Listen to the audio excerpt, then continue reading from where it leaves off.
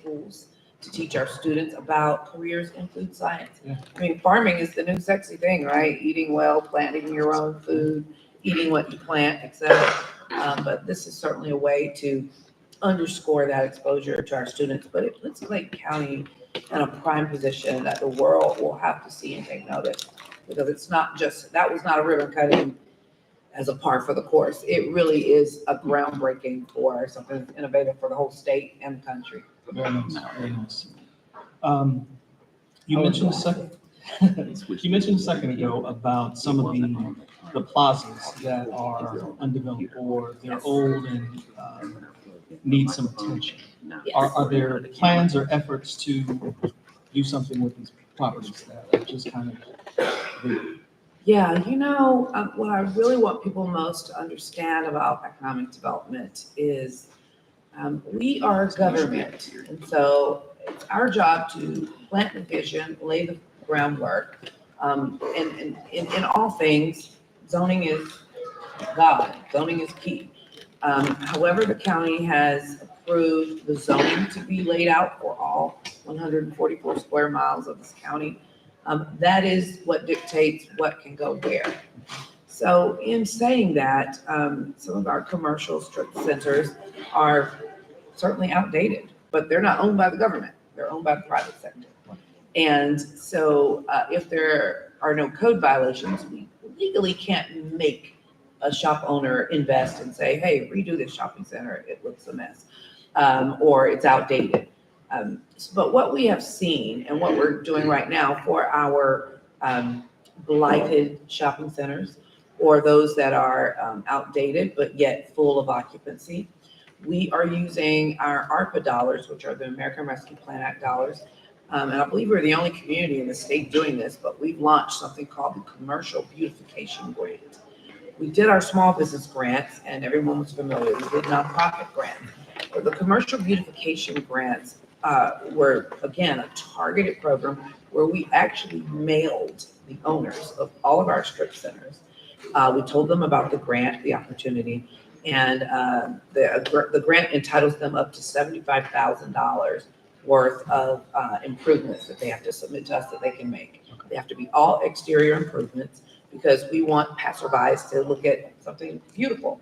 So the money can only be used for either repainting or lighting, outdoor signage, or landscaping. That's it. And we're requiring the shopping center owners to put in a 25% match based on the amount of grant they get. We're so excited. We got about 55 applications in because it wasn't like our other grants where anybody could apply until the money runs out. It was a targeted approach. So what we've learned, it's very difficult to figure out who gets what when you're giving away free money. But we had a team of about 9 people from code enforcement. We involved the police force. We involved the tax assessor's office because we had requirements. But we're very excited on those who will be receiving the award, and you all will be able to see some really marked beautification coming out of the ground real soon. We had a program here at headquarters, I think it was last month. It was Rejuvenate, Revitalize Clayton County. And at the end of the session, I encourage folks to attend the BOC, the Board of Commissioner meetings. The second meeting of the month, they talk about zoning. And one of the most important things that I heard from you, Erica, is that a lot of these properties, it depends on how it is zoned. Again, if it's a county-owned property, if it's a privately owned property, Yes. a lot of the zoning meetings at the Board of Commission meetings speaks to these properties. And so if you are concerned, and if you're at home watching, please come out and attend. Your voice can be heard and you can make a difference. So.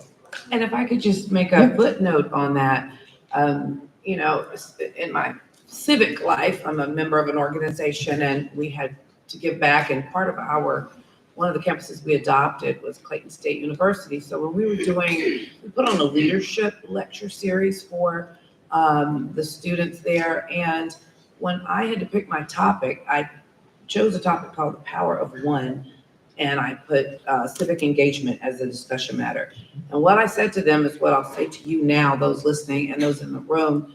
If you're not currently on a board or a commission that's in your local town or city, please reach out to your elected official and let them know that you would like to be considered as their appointee on one of these committees. I learned Clayton County has, I think, about 37 boards and commissions that our commissioners have to appoint people to sit on.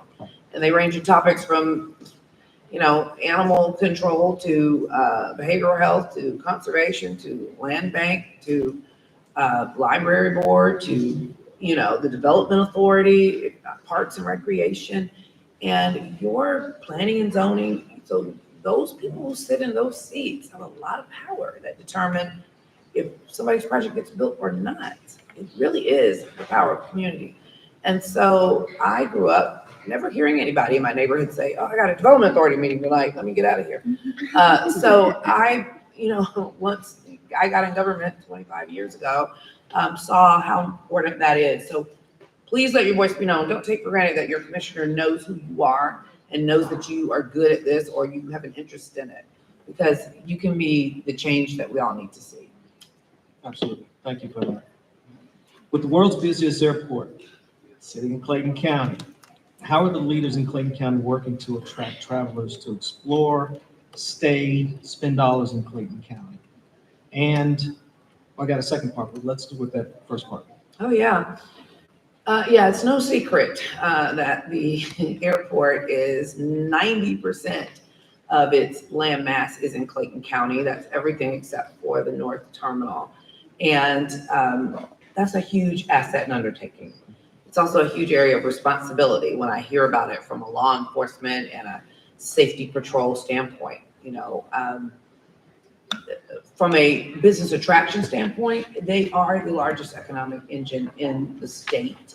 They certainly are our largest impact. I don't know if you're aware, but they employ about 363,000 people that are employed at the airport. And a recent study was done to show its impact on the region in terms of how it spawns satellite offices, as far as Macon, Savannah, Birmingham, other places, because our airport is here. But what we're doing in Clayton County is we certainly use it when we are filling out what we call RFIs, request for information, which is how companies find us.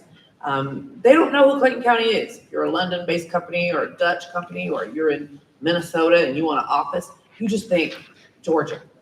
And so those calls come into the state, and the state drills down on what is it you're looking for, and they send it out to us as the county. Okay. It's like a very large, sophisticated Match.com or matchmaking service. It's like dating for business and location. Okay.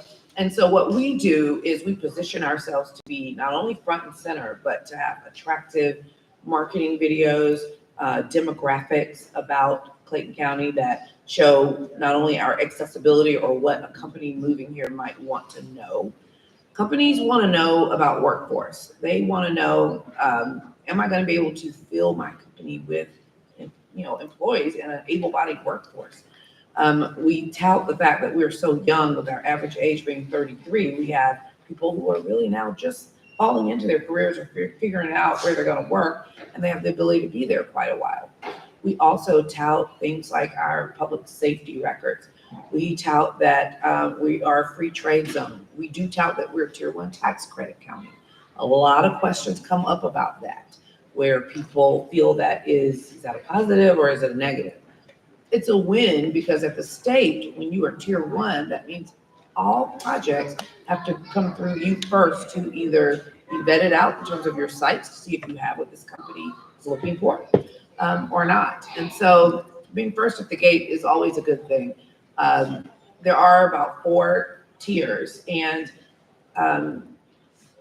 basically it just says that you will get the $4,000 job tax credit per job if you're investing in this county. If you're a Tier 1 or Tier 2, that amount goes down. It's an incentive for lesser developed census tracts, which have had a military base in their community. That's how their Tier 1 is designated. So it's not a slight, it's not negative.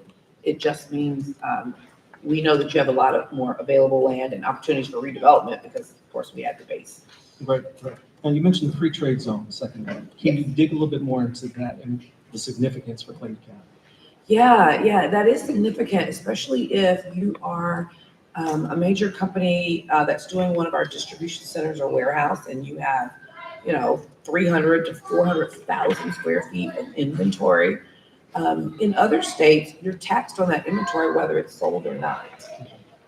Because we have that free trade zone, you're not taxed on it until it's sold. So when someone is calling to order, 5 of your Volkswagens, and when you do that transaction, ship them out through the ports or however they get out of your warehouse, you're taxed on them then. So you're not taxed on dead inventory that's not moving, that's not sold yet. That's the company imported to their bottom line, and it certainly makes it very attractive. Now that is a plus for the state of Georgia. So we in Clayton County designated our corridors with all the industrial or free trade zones.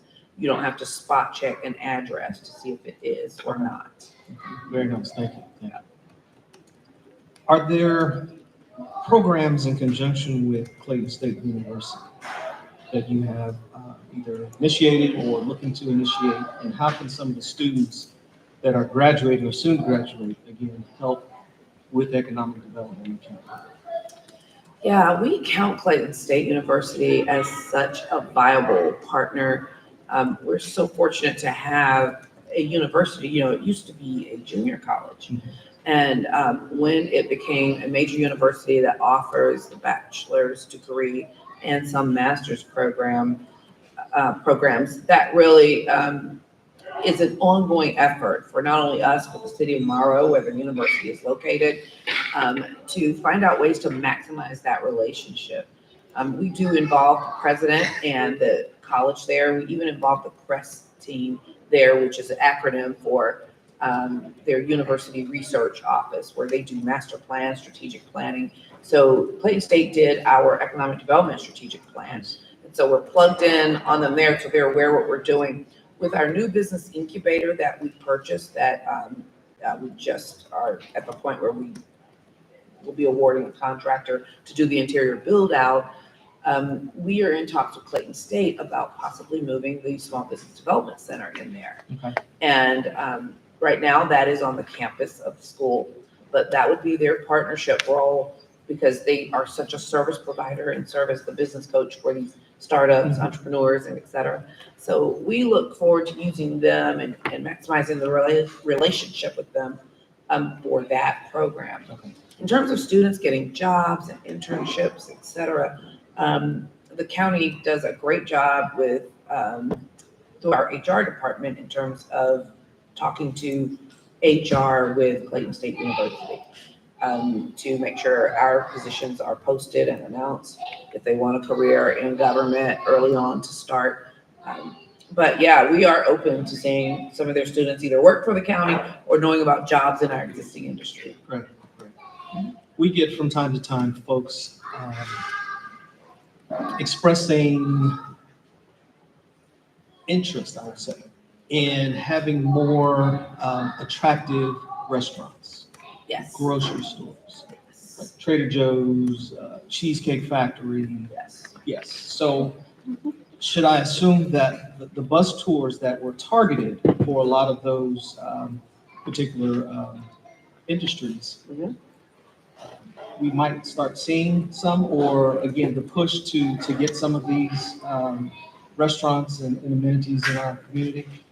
Yes, it is an aggressive game. I go back to the analogy I gave about, Match.com. I'm sure none of you in here have ever had to use that, but if you do a profile, let's say you put out a profile, how do you get someone to pick you? Do take. Like, why would they pick you? Why would they date you over this person? So you talk, you have conversations, then the person disappears, right? And then 18 months later, they circle back and they ask you, hey, are you still available? Or is that land still available? Is the building still open? So I say all that to say people have a choice as to where they're going to invest their dollars. And they want to know, they don't care that we're right here at the airport necessarily. When you're dealing with what we call neighborhood commercial or Class A neighborhood retail development like your Fork and Screen, somewhere to eat dinner and have a nice movie, or Cheesecake Factory, where those brands like to locate where they can get the office market patrons as well as residential. Okay. So they want to know how many white collar jobs are in proximity of a site you sent them, because their demographics show that, hey, they do a lot of catering, or they'll have a business executive luncheon or something of that nature. They don't just rely on the community. And then they may look at what are our demographics and numbers in terms of how many residents in your community can go out to eat 3 times a week, spend $150 for dinner. Okay, that's a good site for me. And so I'd say all those things work in tandem. Still, they will take a chance. Everything doesn't have to be there and line up. And I say, to answer your question, yes, you will see some of that coming out of the ground from this tour. Economic development is very much an NDA, non-disclosure agreement type industry. People really are interested. They always want to know what's going on, what project. We can announce some. Right. Others we cannot.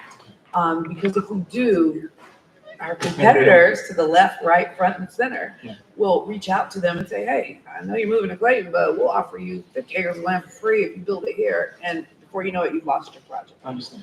So there is a lot of conversation going on afoot in the area of what we call escapism retail. That's a new term that has come up in economic development we've seen after the pandemic, where people want to be not just go have dinner, but they want an experience.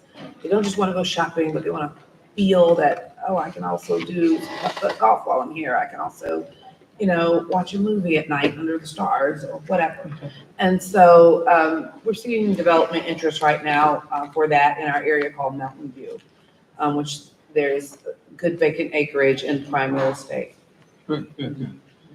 Now, I've got another question that comes in quite often. Okay. And how do you balance attracting industry businesses with those that want more residents or homes built? So again, the industrial look versus residential. And is there a balancing or a tipping point where one outweighs the other? Yeah, that is a really good question. I go back when I talk about zoning, which makes it very easy of what goes where. You think of zoning, which is hard for some people to conceptualize, but my analogy for zoning is not Match.com, but it's more of a house. So when furniture is knocking at your door as a delivery, which happened as we were on our way here, if they're bringing in your kitchen table, you're not going to have them put it in your upstairs bedroom. It needs to go where you designated a kitchen table to go. So our industrial zoned areas is where industrial clients go. And if that land is for sale, they don't have to reach out to me. They can put a contract on it, submit plans, get them approved, start construction. It's when they want to go somewhere that's zoned for a neighborhood, but they want to make it an industrial park. And they have to then go through the process of saying, hey, will the county flip this for me? And that's when your board of commissioners and your zoning board come into play to say, we see the value in this. This is a company that builds airplanes, or this is just a warehouse that stocks boxes and ships them out. It's bringing 1,000 jobs. This is great. Or is it not? So your commissioners and your zoning people have some compassion for those people. These are hard decisions, because the more industrial you get, it lessens the burden on your residential customer. I worked in a community early in my career where all the industrial left, and the city hall was just ransacked with residents saying, why are you going up on our trash fees? Why are you going up on this? Why are you going up on that? Because all the industrial carried the weight of it. And when they left, they felt it. But I would say there's a balancing act. And yes, that's a tough decision, where to put housing, but we rely on where we've zoned these things to go. It makes sense right now. And that's how we tackle it. If someone comes up with us with an industrial project, we send them to what's zoned industrial already. But it is a balancing act. And I will say, industrial is not a dirty word. It really, everything we have on came in a truck. Everything in this building came in a drug. And it doesn't mean that that's not all that there is out there. But traditionally, what we've had locate here in Clayton, because you're near the airport, people who need cargo companies or are shipping out things through cargo, they look for the nearest community, which was Clayton. So they took that land and built our warehouses and industrial parks. And when you're in a 300,000 square foot building, you don't go out to lunch, carry your lunch. So restaurants don't typically want to locate and look in those centers. However, our neighborhoods that are around, the more commercial will be attracted to those rooftops. It'll balance out our community. It really will. And I would like our residents to know, if it's not in your district, that's still okay. It's still a win for the county. So if restaurants and retail are going down into District 4 or they're poised to go into District 3, just drive on over there. You really still don't have to leave the county. Very nice, very nice. Again, Board of Commission meetings, very important to attend. Let your voices be heard, again, because I've been in meetings to where they're public forums and you have an opportunity to speak for or opposed to different projects. And again, as Erica was saying, if there's something proposed to be built in your neighborhood or your area, and either you're for it or against it, that's the perfect forum to get out and voice your opinion. And they do listen. They really do. Yeah, they do. And if you'll allow me, I do want to talk about Glasses USA. I know it was a two-pronged question earlier, but I just want to mention how they're in an industrial park, but they are the world headquarters for their company. And they literally searched not only the US, they searched the world before deciding where they wanted to plant their facility, because they are an online prescription eyewear fulfillment center. So when you go to the eye doctor and they give you your prescription, you can get it filled there, or you can go online and use one of these online agencies. There are only 4, but we have the second largest one in the world now headquartered here. And so on Thursday, we did a major, what we call ribbon cutting company welcome to Glasses USA. They are, at the time we brought them, it was a $10 million investment, a 40,000 square foot, again, high-tech lab, so technology is a big part of what they do. They produce about 12,000 pair of eyeglasses. These are sunglasses and prescription general eyewear out, and they go either to the airport or down to the Port of Savannah. And it was an exciting event. The governor of Georgia was here to not only offer remarks, but to take a tour of the facility and cut the ribbon and meet those executives. But they talked about some of the very things that, you know, some people kind of gripe about. They said, this is why we chose Clayton, because we could get to the airport. We could get our trucks in for delivery and out. You know, there's an infrastructure here that supports what we need to do. And so what we didn't know at the ribbon cutting, they announced that they've been so successful by just moving here in June of last year. They are doubling their workforce. They're adding 100 more jobs. That's tax-based, that's revenue. Those are, you know, everything from license fees to extra square footage renovation. And that is a huge win for Clayton County. And their motto is glad to see you. And we love that. We kept making a play on that throughout the day, but we're very happy about that. Yes. Recently happening. And if you didn't see the announcement, Channel 2 covered it quite well as the HAC. Congratulations on that. Oh yeah, thank you. Yes. Well, that sums up and wraps up the questions that I have. Andre, are there any questions that have been submitted, and do we have any questions from the audience? No, not online. Okay. We've got some folks here in the audience. Yes, so with all the expansion going on and the county putting in signage in different parts of the county to promote Clayton and let people know, and especially with the MARTA and bus rapid transit, how involved are you and what discussions are going on? Because without good bus service, it's going to be hard to grow. That's a very good question. We're very excited about, when I talked about partnerships, MARTA is right up there at the top of the list. And as some of you may know, the county approved a bus rapid transit plan You may hear the acronym BRT over and over and over. And that program is well underway, but what it is, it's a full, they're right now, they've already done the research and selected the sites. They're now in the design phase of what these BRT stations will look like. And the first bus is going to roll out in 2026. But the way it works is you will be able to increase your mobility around the county like you would if you were using light rail, but it's quicker and cheaper to install. These will be dedicated bus lanes for these buses. They will plug and tie into all of MARTA's heavy rail systems. So you can have a speed bus to get to one of the rail stations if you need it. It'll also promote buses coming from the East Point MARTA station all the way down to Lovejoy, which is like a 22-mile trek. And so this is innovative. It's going to probably decrease traffic because people can use that. Right. And it's awesome in terms of our job centers because we strategically did the layout so that it connects to our major job center. You know, Gillum Logistics is our largest job hub. And then there are other job centers peppered around the county where people need to get in and out to work, you know, from the Board of Education to the Clayton County government offices, et cetera. But thank you for asking that. Yes, we are engaged in all of those public meetings and all of those surveys and all of those where should what go and when. Any others?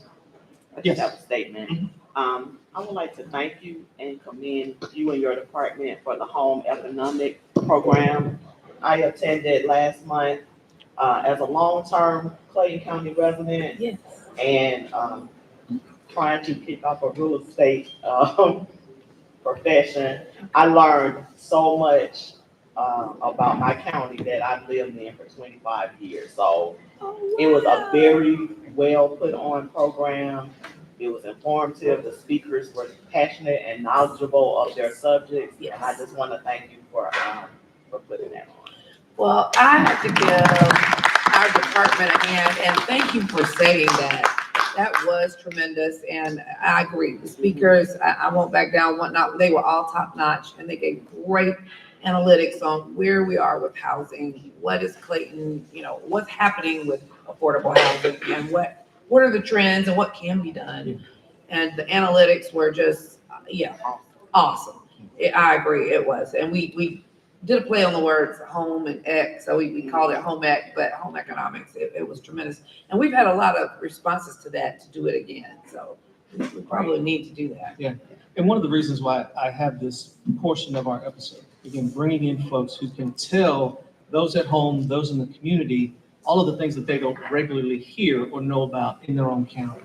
And I think it's so important that we hear from folks like you and others because, as you said, there's so much that our county provides that our folks just don't know. They just don't know. And I would like to, again, maybe offline, talk about strategies, how we can do more to get them in the know and more knowledge. Let's definitely do that. Yeah, there's a lot of good information out there that the community can really use and help us carry the water and the message. You got it. So thank you so much for having me Welcome. Any today. other questions before we wrap up? Yes. Do I need a mic? Yes. No one wants me to hush in the library, so. Hey, good morning, everyone. My name's Elena Reeves. I'm one of the candidates in the District 1 County Commission race. I love that y'all are talking about the importance of zoning and the Board of Commissioners meetings. I'm glad to hear the Office of Economic Development talking about the facade grants. While I'm out talking with small and local businesses, they have questions about what resources are available for them. And so I'm curious to see, can you talk about what the Office of Economic Development provides for small businesses and local Clayton-owned businesses here in the county? Yes, so much. Yes, and thank you, Ms. Reeves, for always being a supporter and being engaged. I see you at a lot of events, and that's awesome. I tell everyone, you are doing yourself a disservice if you do not make an appointment to come see your local economic development office. Whether you are an experienced entrepreneur or someone with just a paper napkin idea and not sure where to go next, we are not business coaches or real estate agents, but what we are is a resource. We're a provider of all the resources that serve what you need. We're like a pharmacy for a business. So our resources that we provide with a phone call or a facilitated meeting by our office, we can connect you with the people who you specifically need to talk to and meet with. We know going it alone, you don't know who to call about what it is you need. You just know you have this great idea. How do I get it off the ground? And so our resources are varied and many. We do a small business open house once a year. This year we had, close to 25 of our partners showed up, from funders and people who lend and do microloans from as low as $500 up to $2 million. And then there are the heavy hitters there that can loan on big projects that are looking for you. And so if you contact our office, we sit down and we do what we call a diagnostic. And we say, what do you need? Do you need a building? Do you need partnership? We know things that can help you. I was just talking to Southern Regional Medical Center. They told me we have a whole wing of vacant office space. We're not even using it. And I said, well, I have a small nonprofit who does healthcare connections for people. Let me see if they can talk to you. Maybe they can be housed there. So always contact our office. Depending on what you need, we either know who to call, where to go, and we don't just send you there. We will make that meeting introduction for you, and also, be able to provide that assistance all around. So thank you for your question. That's incredible. Thank you. Yeah. All right, so we have a couple of questions in from the internet. Okay. We have Miss Tammy Flowers asks, it's a two-part question. Are you considering a better restaurant and entertainment district? And connected to that, are you considering a food truck district? Oh, wow. Those are great questions. I am pro food trucks. I did work in a community once where it was all of our local restaurants really put pressure on the commissioners to not approve food trucks. They felt that it took money away from those with brick and mortar who were paying leases and, stationary.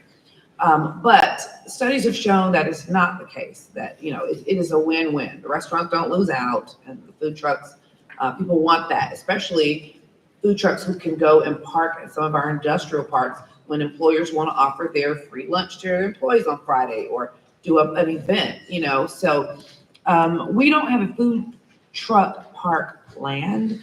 That would be something maybe our planning or community development department may want to look at. And in terms of a restaurant theater district, there is zoning out there for those things. And we like to see right now where my office is sending prospects who are in that restaurant entertainment industry.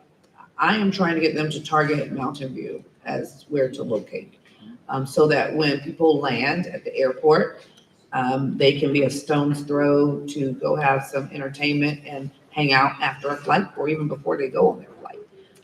Mountain View has, lots of undeveloped acreage, and it is prime real estate now that it's across the street. So we've done an overlay to say this is what we want there. And so that's where that zoning class of office, entertainment, restaurant does exist there. Very nice. Thank you. I have a question. Yes. Are we gonna get Barnes and Nobles back in Clayton County? That's important to me. That's a good question. That's a prime example of when you have private property owner going up on their rent, private company choosing or not choosing to pay what that new rent is. We'd like them to find another space in the county. Those are corporate decisions that are made, but one thing we can do to help make that decision is we are about to present to the Board of Commissioners, and I encourage you all to be there. It'll be probably the first work session in June, a new incentive policy. We have crafted and had a consultant work over the last 4 months on creating us an incentive policy for big business, small business, everybody. And there is one geared toward existing industry that's already here to expand or to grow. And so if the BOC approves that, that can help a company decide, hey, it might be better if I stay here. I'll get these breaks, I'll get these perks, et cetera, as part of that. So Barnes & Noble is important to us as well. And we believe with the right attraction package, we'll either get another one or we'll get a redevelopment opportunity of the existing one. Thank you. Tough question. Thank you. I think that is all we have. Been a great day, great Monday, what you say? A lot of great information. Absolutely. Again, thank you for tuning in. Thank you all for showing up today. Again, wonderful, great information that benefits our community, and they need to know, they need to hear it. So stay tuned for our next Coffee with the Librarian in July. And until then, have a wonderful day and a great rest of the week. Bye.